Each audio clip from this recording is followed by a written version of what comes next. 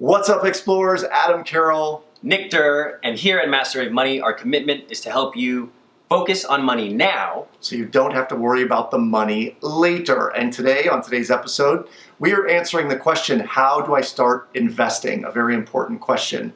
Stay tuned. So the first thing that you want to look at in terms of how to start investing is look at your existing opportunities, particularly the 401k. 401k is where it's at. So if you're working for an employer, the 401k is a great start because there's something called a company match. So a company will typically match your contributions up to a particular percent. Typically it's like 3 to 6%, depending on the industry or company and if it's a startup or not. Yes. So in your company's 401k, there's what's called target date funds. And the way that you want to relate to this is the date will be the date that you plan on retiring. So let's just say it's year 2020 and you plan on working for 40 years, then the target date fund you'll choose is the target date 2060. The reason why this is important is because the longer time frame you have to invest, it'll be more aggressive. And as you get closer to your retirement date, it becomes safer and safer. So this is a great way to start investing because there's not much thought that you need to do other than choosing when you want to retire. Just put the money in. Just put it in. That's it. Just put it in. So how do you start investing with a 401k? Begin contributing to your company's 401k. Take the match that your company gives you because it, in all reality, is free money. Free money. So take that free money and let that money grow for you. Don't even think about it. So if you are just getting started, start with 1, 2, 3%, hopefully up to the match. And then every single time maybe you get an increase in pay, bump up that percentage as you go along. That's number one. Brilliant advice. I think so. The second way to get started investing is by using a vehicle called a Roth IRA. And a Roth IRA is something that money is put into. Consider it like a bucket.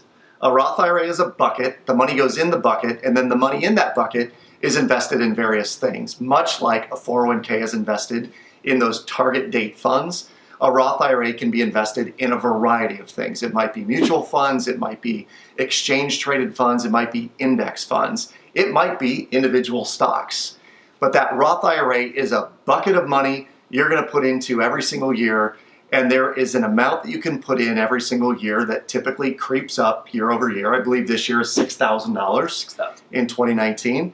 So you're going to put in $6,000 a year into that Roth IRA, and it will grow over time until your retirement age, or you can start pulling money out of that at about 59 and a half. Yeah, very specific age. It is. So a lot of times when we're on college campuses working with individuals who want to start investing, they're literally like, where do I do this Roth IRA? Yes, how do I start one? How do I start one? So there are a couple of resources that we'll have. So you can invest in different brokerages like Vanguard, Betterment, Fidelity, Charles Schwab is one that I personally use. And then Robinhood is also a really good investing platform that you can create a Roth IRA.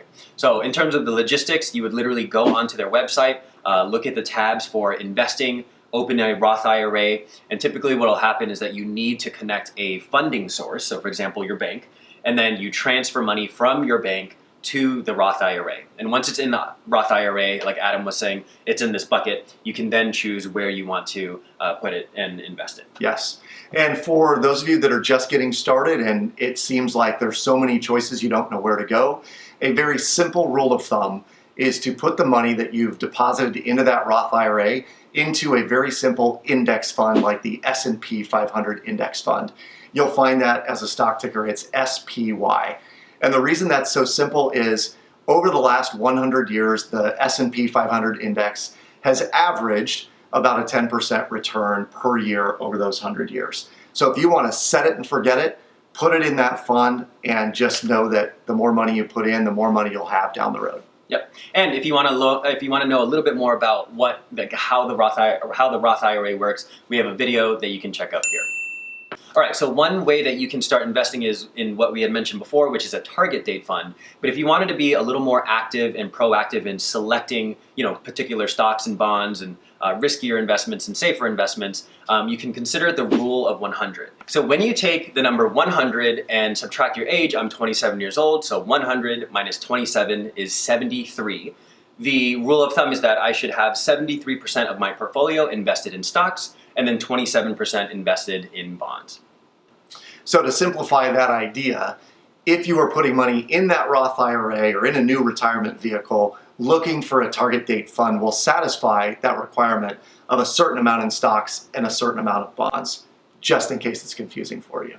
Now, if you want to take your finances to the next level and elevate your money mindset, make sure to check out these videos here.